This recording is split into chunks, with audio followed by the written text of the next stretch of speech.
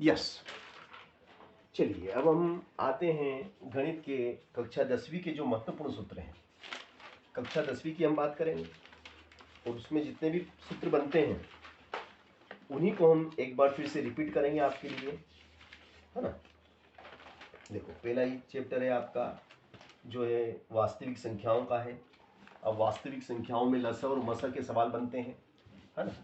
तो लसा मसा के सवाल में आप देखेंगे कि जो सूत्र है आपका है लसा गुणित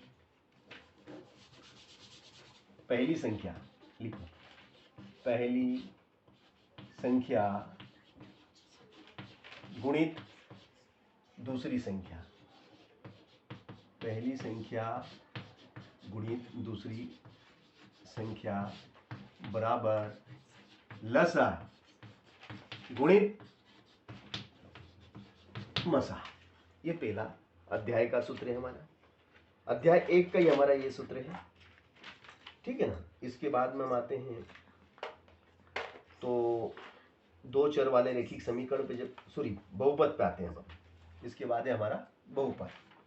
बहुपद में शून्यकों का योगफल, बहुपद में शून्यकों का योगफल होता है -b/a और शून्यकों का गुणनफल होता है c/a। और बहुपद निकालने का सूत्र क्या है?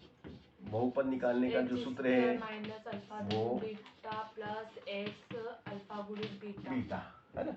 ये बहुपद ज्ञात करने का सूत्र है। चलिए अच्छी बात है, ये भी हमारा हो गया, बहुपद हो गया, है ना। अब दो चर वाले रैखिक समीकरण की अब हम बात करेंगे। तो दो चर वाले रैखिक समीकरण में यदि a1/a2 इक्वल नहीं है b1/b2 तो मूल कैसे होंगे? समीकरण निकाय तो समीकरण निकाय कैसा होगा? समीकरण निकाय कैसा होगा? समीकरण निकाय का हल, समीकरण निकाय का एक अद्वितीय हल होगा। क्या होगा? एक यूनिक सॉल्यूशन, एक अद्वितीय हल होता है। और निकाय कैसा होता है? निकाय कैसा होता है? संगत। निकाय क्या होगा? हाँ, निकाय संगत होगा। निकाय संगत होगा तथा रेखाएं कैसी होंगी? हाँ, रेखाएं कैसी होंगी? प्रतिच्छेदी। रेखाएं प्रतिच्छेदी होंगी, रेखाएं प्रतिच्छेदी होंगी, ठीक है ना। चलो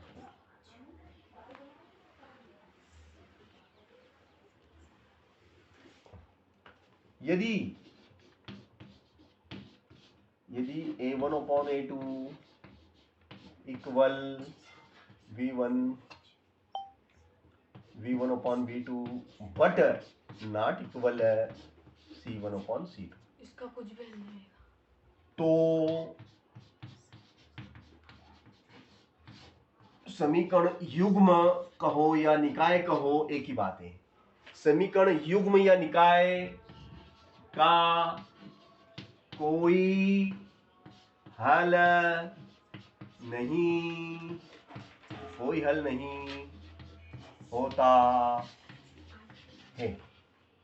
तो समीकरण युग्म का कोई हल नहीं होता है। समीकरण युग्म कैसे होते हैं? समीकरण युग्म असंगत होते हैं। कैसे होते हैं? असंगत। समीकरण युग्म असंगत होगा। समीकरण युग्म कैसा होगा? असंगत होगा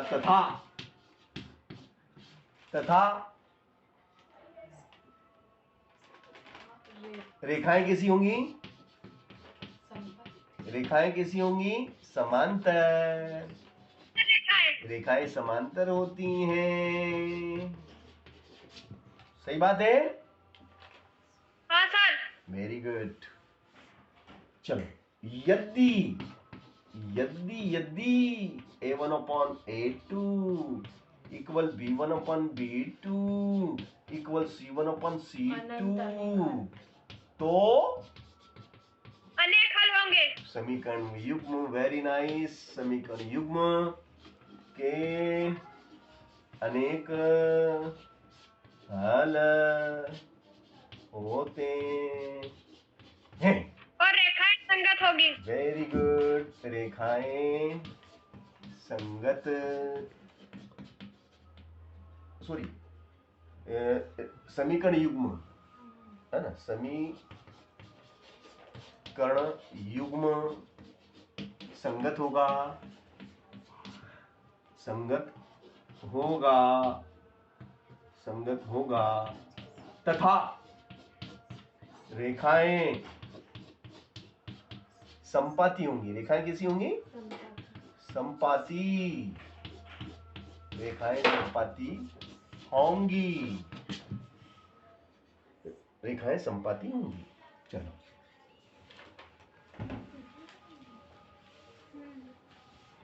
इसके बाद हम आते हैं अगला प्रश्न।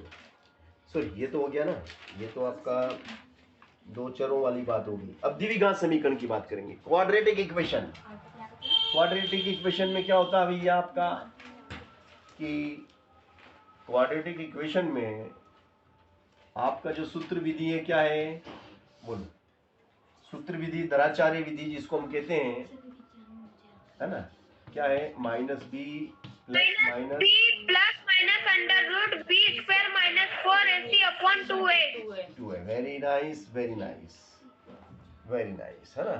चलो, और बी स्क्वायर माइनस 4ac बराबर डी होता है, जिसे हम क्या कहते हैं? जिसे हम विविक्त कर कहते हैं, विविक्त कर। ये हमारा विविक्त कर होता है। यदि डी बराबर बी स्क्वायर माइनस 4ac बराबर 0 हो, तो यदि d is equal to b square minus 4ac बराबर 0 हो तो मूल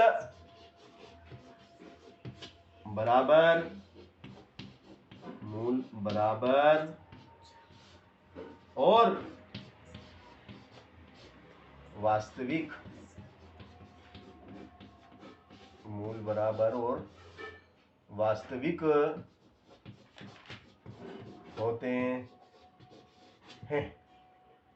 मूल कैसे होते हैं? मूल बराबर और वास्तविक होते हैं यदि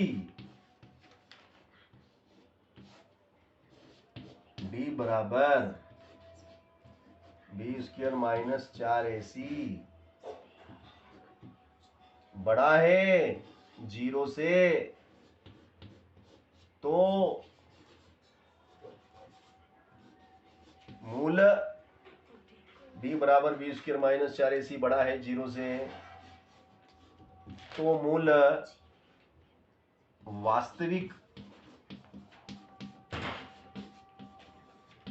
वास्तविक और असमान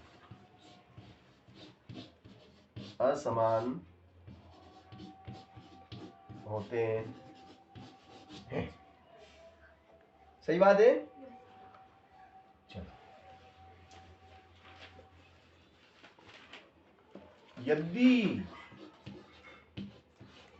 d बराबर बी स्क्वायर माइनस 4ac का मान ऋणात्मक आता है, तो ऋणात्मक संख्या कैसी होती है? 0 से छोटी होती है।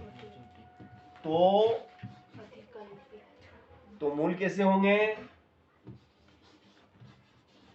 मूल अधिकल्पित होंगे। मूल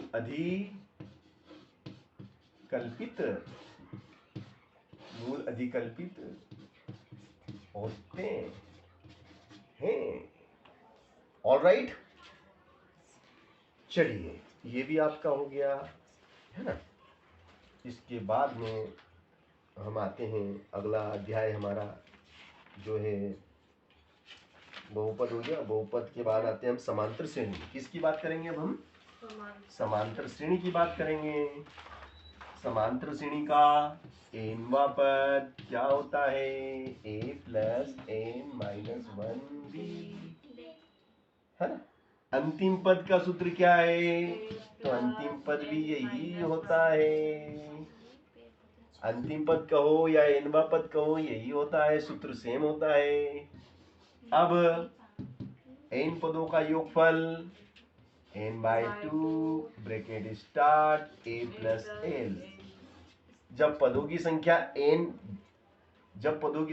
n, l और a दिया गया हो तो ये, अन्यथा n/2 bracket start 2a plus n-1 d और कोष्टक बंद। दिस इज कोष्टक बंद। ये आपका एक सूत्र ये भी है ना। चलो n पदों का योगफल हो गया।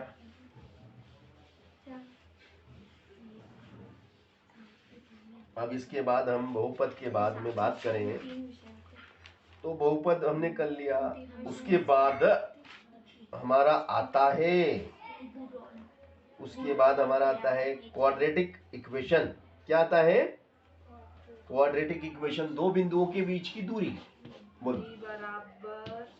d is equal to x2 minus x1 का होल स्क्वायर प्लस x2 नहीं सॉरी y2 माइनस y1 का होल स्क्वायर। ओके, चलो दो बिंदुओं के बीच की दूरी हो गई। और मध्य बिंदु ज्ञात करने का सूत्र क्या है? x1 प्लस x2 बटे 2, y1 प्लस y2 बटे 2। ये मध्य बिंदु x और y ज्ञात करने का सूत्र है ना। और जब अनुपात दिए गए हो तो मध्य बिंदु ज्ञात करने का सूत्र क्या है? बोलो। m1 x2 plus m2 x1 बटे m1 plus m2 and y बराबर m1 y2 plus m2 y1 बटे में m1 प्लस m2, x और y के मान। यहाँ तक आगे। इसके बाद में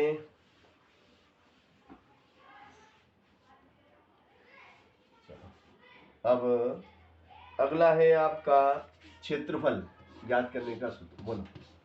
1/2 x1 y2 minus y3 plus x2 y3 minus y1 plus x3 y1 minus y2। Okay, अब इसके बाद में हम निर्देशांक ज्यामिति के अंतर्गत देखें तो अगला है हमारा त्रिकोणमिति। क्या है? ट्रिग्नोमेट्री, है ना। ट्रिग्नोमेट्री में हम लेते हैं, देखो एक शॉर्टकट बता देता हूँ वैसे तो, लाल बटे कक्का। देखो भैया, एल से होता है लंब, ए से आधार और के से कर्ण। ये आपका क्या हो जाएगा? ये आपका क्या कहलाएगा? Sine. This is sine theta. और इसका उल्टा कर देंगे तो यहाँ क्या आ जाएगा? Cosec theta. ये क्या कहलाएगा आपका? कॉस। और इसका उल्टा कर देंगे तो सेक थीटा। कॉट। और ये हो जाएगा आपका टेन थीटा। और उल्टा कर देंगे तो कॉट थीटा। समझ गए? मतलब बोलो, अब हिंदी में बोलो। साइन थीटा बराबर क्या लिखूं? लंब बट्टे कर्ण, लंब बट्टे कर्ण। और कोसेक थीटा बोलो तो उल्टा बोलो, उल्टा बोलो, कर्ण बटे लंब, उल्टा कोसेक उल्टा चलता है, कर्ण बटे लंब। चलो अब कॉस की बात करें। कॉस थीटा क्या हो जाएगा? आधार, ए से आधार, आधार बट्टे कर्ण, आधार बटे कर्ण। और उल्टा चलेंगे, सेक के लिए उल्टा चलेंगे, सेक के लिए नीचे से ऊपर, है ना, नीचे से ऊपर चलेंगे, सेक थीटा, कर्ण बटे आधार, है ना। चलो और फिर टेन थीटा की बात करेंगे। टेन क्या?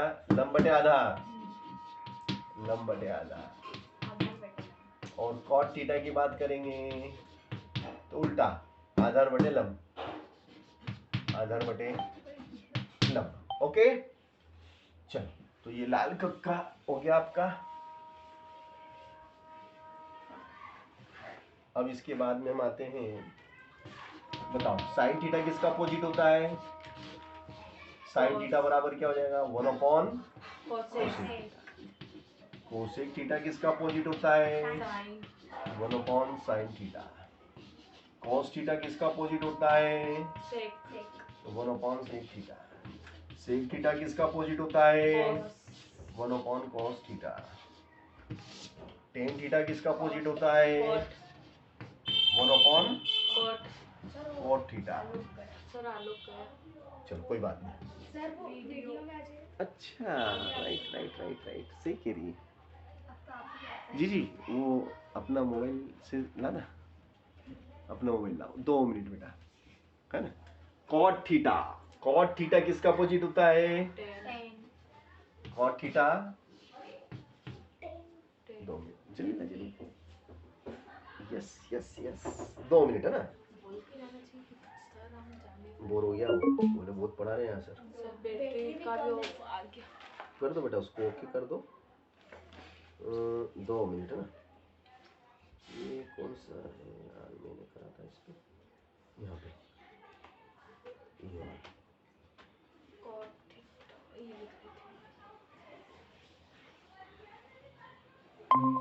ओके करो तो एडमिट करो, एडमिट करो। हाँ? ओके ओके, पहले पहले एक बार हो गया। ले बेटा उधर रख लो, उधर उस कमरे में। देखिए बेटा कॉट थीटा क्या हो जाएगा? बोलो कॉट थीटा का क्या लिखूं? 1/10, 1/10। ओके, यस, लिख लिए सब। अब मुझे बताना, कॉमन सेंस पे आधारित है, sine theta into cosec theta बोलो कितना होता है? 1। Tan theta into cot theta कितना होता है? 1। Cos theta into sec theta कितना होता है? 1। ओके, चलो अब हम सर्वसमीका की बात करेंगे। Sine square theta plus cos square theta बराबर 1। साइन स्क्वायर थीटा बराबर 1 minus cos square theta, 1 minus cos square theta, और कास स्क्वायर थीटा बराबर 1 minus sine square 1 minus sine square theta. यहाँ तक आगे। अब इसके बाद में आगे की प्रोसेस देखिएगा भैया। 1 प्लस टेन स्क्वायर थीटा बराबर sec square theta, sec square theta, tan square theta बराबर सेक स्क्वायर थीटा माइनस 1, और sec square theta minus tan square theta बराबर 1, है ना। चलो 1 प्लस कॉट स्क्वायर थीटा बराबर कोसेक स्क्वायर थीटा, और cot square theta बराबर कोसेक स्क्वायर थीटा माइनस 1, और cosec square theta minus cot square theta बराबर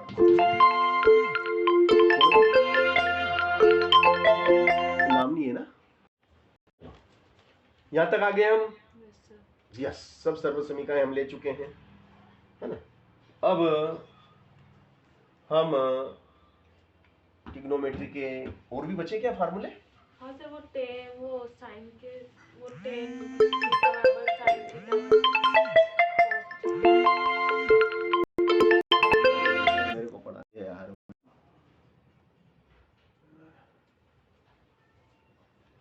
चलो क्या है बोलो। टेन थीटा बराबर साइन थीटा हाँ, बटे टेन थीटा। काट दो। साइन थीटा बटे cos थीटा। फिर cot थीटा बराबर cos थीटा बटे cot थीटा बराबर cos cos थीटा बटे sin sin थीटा, है ना। ये भी बाकी था ना। yes. चलो अब आगे चलो। sin 90 minus theta